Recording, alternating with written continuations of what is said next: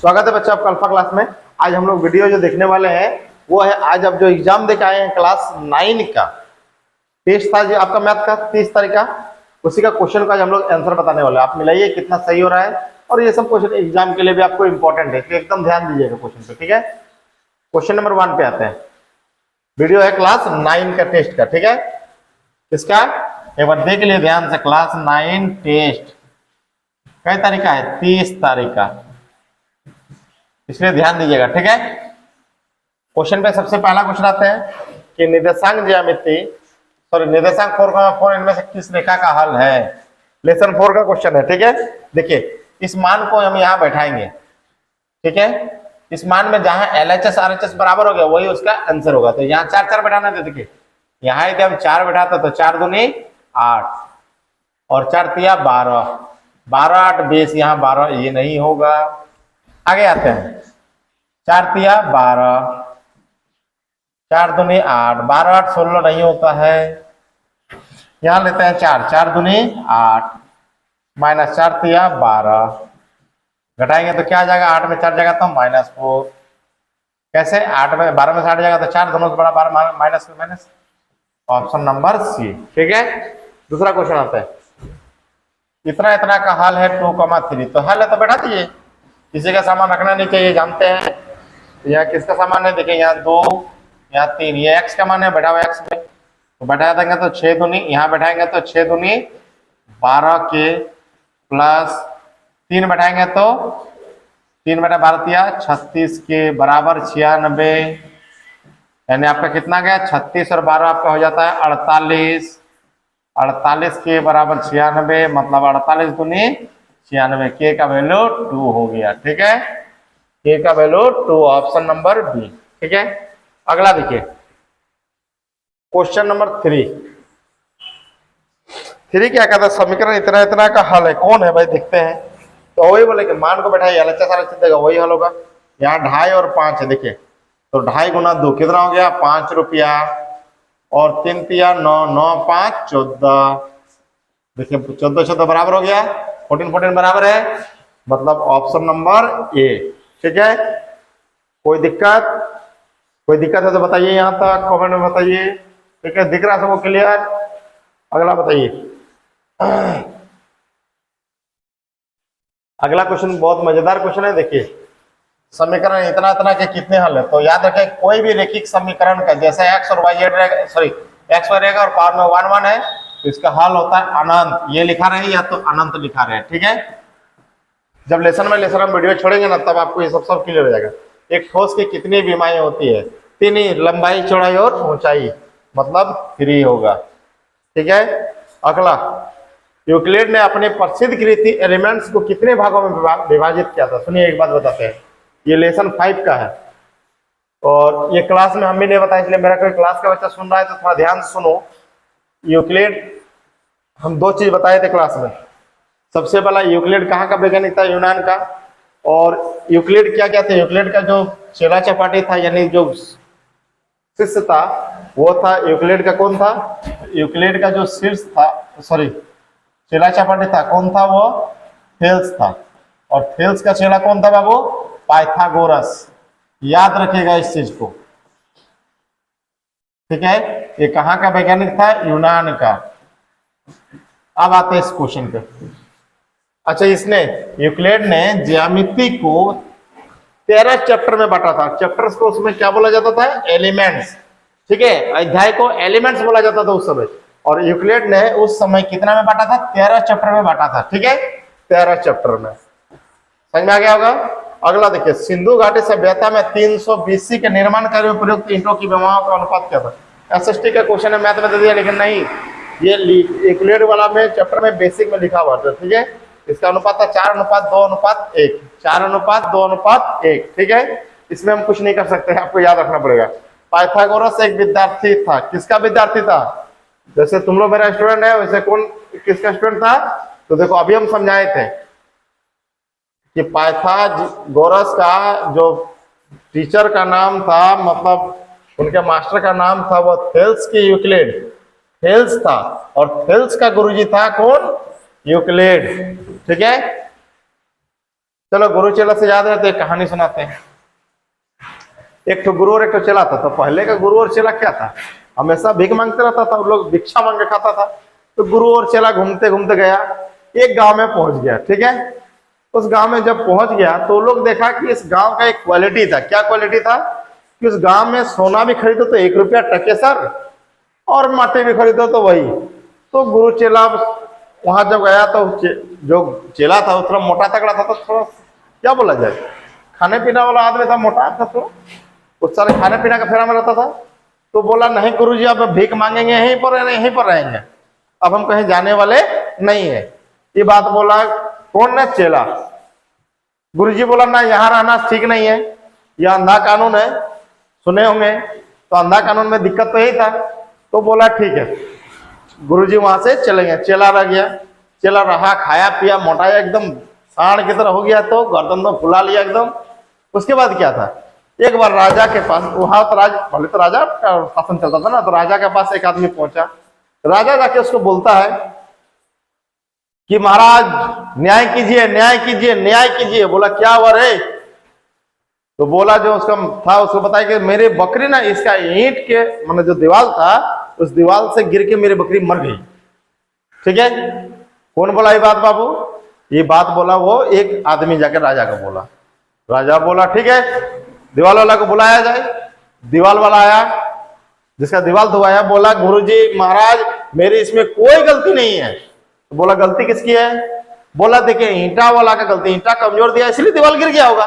बोला तुम हटो, ईंटा वाला को बुलाया जाए। ईंटा वाला आया, ईंटा वाला बोला मेरा इसमें कोई कसूर नहीं है, भगवान हमको माफ कीजिए महाराज। बोला कैसे नहीं है? मैंने जिस मिट्टी से हम ईंटा बनाते हैं ना, तो पानी तो जो है ना वो तालाब वाला का दोष होगा, तालाब में गंदा पानी था। बोला तालाब वाला को बुलाया जाए। तालाब वाला आया तो तालाब वाला बोला महाराज इसमें मेरा कोई गलती नहीं है, इस साला एक धोबी है, वो क्या करता है कपड़ा खींच खींच के पानी को गंदा कर दिया है, जिसके कारण क्या हो गया, पानी खराब हो गया, तो ईंटा भी खराब हो जाता है। तो बोला धोबी को बुलाया जाए। धोबी आया, धोबी बेचारा सोचा क्या होगा मेरा, हमें को लास्ट में फंसा दिया। मतलब समझिए कि कभी देहात में देखिएगा पाठा जब कटाने का, तो जब रोटी वोटी खिला दिया जाता है ना, तो पाठा भी समझ जाता है कि व्यवहार से कोई फायदा नहीं, कटने वाला है। वो भी समझ गया कि अब हमारा कोई उपाय होने वाला नहीं। धोबी बेचारा सूख गया, ऐसे कड़क गया, उसके गर्दन। बात समझे कि नहीं? जब कड़क गया तो महाराज बोला इसको फांसी दे दो। ठीक है, तो दरबान जो था उसको पकड़ के फांसी के लिए ले गया। जब फांसी के लिए ले जाया तो उसका गर्दन जो है, ये जो फंदा होता है वो बहुत बड़ा था, और इसका फांसी में घुस ही नहीं रहा था गर्दन में। तो ये बोल रहा है, महाराज को जाकर ऑर्डर दिया, सॉरी महाराज को जाकर बोला कि महाराज ऐसा ऐसा घटना है, उसका गर्दन छोटा जा रहा है, और हम लोग का जो फांसी का फंदा है वो दिक्कत हो रहा है, वो घुस नहीं रहा है। बोला इसको छोड़ दो, कोई मोटा तगड़ा आदमी को फांसी दे दो, मोटा तगड़ा आदमी को फांसी दे दो। अब गया मोटा तगड़ा आदमी, तो चेला जी खा के वहां पूरा मोटा हो गया, भाई जैसा पकड़ के लाया, उनको लटका दिया। बस समझे कि नहीं? लटका देने जा रहा था, तो जैसे ही लटका देने वाला था तब तो क्या था, मोटा तगड़ा था, गिर गया वो उठ के। तो बोला, जब इसको पूछा कि तुमको फांसी क्यों मालूम है? बोला क्यों? तो तुम खा पी के मोटा गया इसीलिए। तो वही चीज है ना, क्या मीनिंग था और क्या निकला, बात समझे कि नहीं? आपका यही कहानी इससे था। चलिए आते हैं गुरु चेला छोड़िए, इधर आते हैं। इसीलिए बोलते हैं ना, कहावत हम लोग देहात में, लोभे लोभे पापे मृत्यु, कभी लोभ में आना नहीं चाहिए, बात समझे कि नहीं? लेकिन समझ ही नहीं पाया वो। चलिए आते हैं, पाइथागोरस का चेला कौन था? ऐसे गुरु जी का नाम, पाइथागोरस एक विद्यार्थी था, किसका था? थेल्स का था। 10th क्लास में थेल्स पढ़े उनका था। ठीक है, आते क्वेश्चन नंबर 2 पे, सॉरी 9 पे। एक कोण आपके संपूरक से 2 गुना है। कितना गुना है? 2 गुना। तो एक थीटा है, संपूरक 180 माइनस थीटा होता है, याद होगा, यहाँ थीटा 180 माइनस थीटा। नोट्स में क्वेश्चन है ना बच्चा लोग, देख लेना। इसका 2 गुना है, तो लीजिए इसका 2 गुना है, यहाँ बराबर। तो थीटा बराबर कितना हो जाएगा? देखिए 2 से गुना कीजिए, 180 गुना 2 360 माइनस 2 थीटा, माइनस 2 थीटा इधर आएगा तो थीटा, और माइनस 2 थीटा इधर आएगा तो प्लस 2 थीटा, बराबर 360, यानी 2 और 1 3 थीटा, 3 थीटा बराबर 360।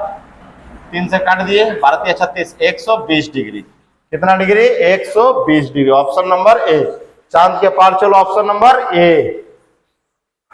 ठीक है, अगला, कौन सर्वांग समता का शर्त नहीं है? देखिए सर्वांग समता शर्त 4 गो होता है, याद रखिएगा। कौन? पहले S A S A, S S S यानी समांतर साइड, आर एच एस, ये 4 चीज है।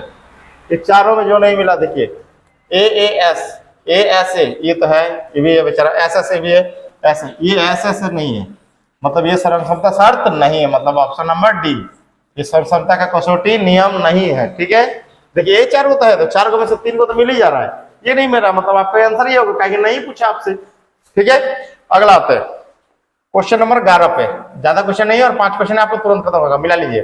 और मिलाना क्या, इसको एक बार बना लीजिए बढ़िया से, और अगले क्लास कल मॉर्निंग में आओगे तो इसको बना के लाओगे, दोनों ब्रांच के बच्चा लोग बोल रहे हैं बना के लाओगे।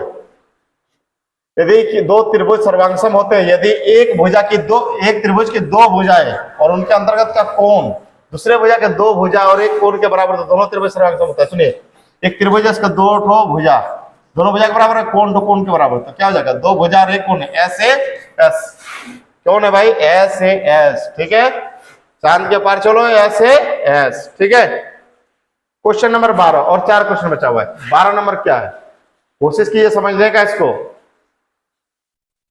12 नंबर क्वेश्चन क्या है, त्रिभुज एबीसी में ए बी बराबर एसी है, ए बी बराबर एसी है, कोण बी बराबर 50 डिग्री बोला है, तो सी का मान क्या होगा, थोड़ा ध्यान से देखिएगा। ए बी बराबर एसी बोला है, ठीक है, किस त्रिभुज में बोला है, त्रिभुज एबीसी में।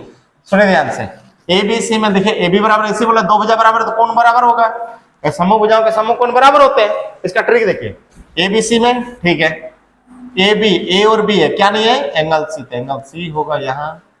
देखो देखिए, ए बी सी 3 आदमी है, यहाँ ए और बी है, कौन छूट रहा है, सी, तो यहाँ सी होगा। ए और सी है, मतलब ए और सी, तो कौन छूट रहा है, बी, एंगल बी होगा। अब हमसे क्या पूछा है, देखिए बी का मान 50 डिग्री, तो बी का मान 50 डिग्री, तो एंगल सी कितना होगा, एंगल सी का मान है कितना, डे एंगल सी बराबर 50 डिग्री। को समझ में आ गया होगा, नहीं समझ में आया तो ट्रिक को समझिए। इसमें देखिए ए बी बराबर ए सी है, ए और बी क्या छूट रहा है, ए बी सी में, ए बी सी है त्रिभुज, इसमें छूट रहा है ए और बी है, तो सी छूट रहा है, तो सी, ए और सी में क्या छूट रहा है, बी, पता है बी का मान 50, तो सी का भी मान 50, यानी ऑप्शन नंबर बी, सूर्य के पार चलो, नहीं चांद के पार नहीं, तो सूर्य के पार चलो, ऑप्शन नंबर बी। 13 नंबर, किसी त्रिभुज के तीनों कोणों का अनुपात है तो बड़े कोण का मान क्या होगा। ये मेरा क्लास का बच्चा तो हो गया कंप्लीट, देखिए कैसे बनाएंगे, बड़े कोण का मान निकालना। ठीक है, एक बात बताए, जोड़िए सबको, 5 टका, 3 8 टका और 1 9 टका। 9 टका का मतलब त्रिभुज के तीनों कोणों के 180 डिग्री, 9 का मान 180, तो 1 का मान कितना हो जाएगा, 9 से 180 भाग दिया तो कितना जाएगा, 20 डिग्री। ठीक है, बड़ा वाला निकाले वाला, तो 5 गुना 20 कितना हो जाएगा, 100 डिग्री। चांद के पार चलो, ऑप्शन नंबर डी। समझ में आ गया होगा कैसे किए एकदम। अगला आते हैं, और 2 क्वेश्चन बचा हुआ है, कर देते हैं बस खत्म हो जाएगा। समांतर है तो एक्स का मान ज्ञात कीजिए। कौन है भाई साहब, एक्स, ये फिगर में एक्स का मान, देखिए ये और ये समांतर है, ये तिर्यक रेखा है, ठीक है, तो ये कोण और इस कोण का योग 180 डिग्री होगा। ध्यान से क्लास वाला बच्चा लोग ध्यान दोगे थोड़ा सा, दोनों को जोड़ेंगे तो कितना होगा, 180 डिग्री, तो 130 तो ये 50, अब ये और ये सम्मुख कोण हो जाएगा, ये 50 तो ये भी 50 डिग्री, यानी एक्स का मान हो गया 50 डिग्री, ऑप्शन नंबर बी। कैसे हुआ सुनिए, ये तिर्यक रेखा के एक ही और अंतर को हम दोनों को जोड़ेंगे तो 180 हो गया, क्या कि 180 में 130 तो ये 50 होगा, ये सम्मुख कोण होता है, ये 50 तो ये भी 50, ऑप्शन नंबर बी। ठीक है, 15 नंबर क्वेश्चन आता है, ये तुम्हारा टेक्स्ट बुक का क्वेश्चन है, बना भी दिए क्वेश्चन क्लास में, देख लेना। ठीक है, आंसर 126 आएगा, देख लेना कैसे कैसे बनाए हैं। ठीक है, अगला आते हैं लास्ट क्वेश्चन पे, उसके आंसर बताओ कमेंट में, इस क्वेश्चन का कमेंट बताइए। 15 नंबर का क्लास वर्क में देखो, कॉपी में बताएं, खैर कॉपी में ध्यान दो।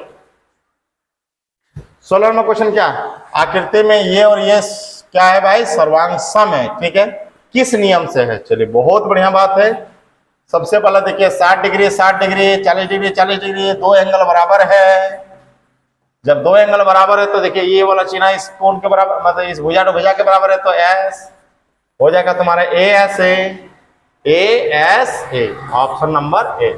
ठीक है, आज हम पता लगाना चाहते हैं कि इस वीडियो को कितना बच्चा 9 क्लास का देखा है। देखिए हम लोग देखते हैं क्या, कोई भी वीडियो आता है ना तो फट से यूट्यूब में एक नियम है, कोई भी देख सकता है। ठीक है, लेकिन हम आज पता लगाना चाहते हैं कि ये 2024 में 9 क्लास का एग्जाम देने वाले कितने बच्चे हैं। सही सही जानकारी दीजिएगा, तो हम आपके लिए एक ऑफर देंगे। क्या ऑफर है? कोई ऑनलाइन क्लास के ऑफर नहीं है, अच्छा ऑफर देंगे, ठीक है। आप सिर्फ हमको बताइए कि ये कितना बच्चा है।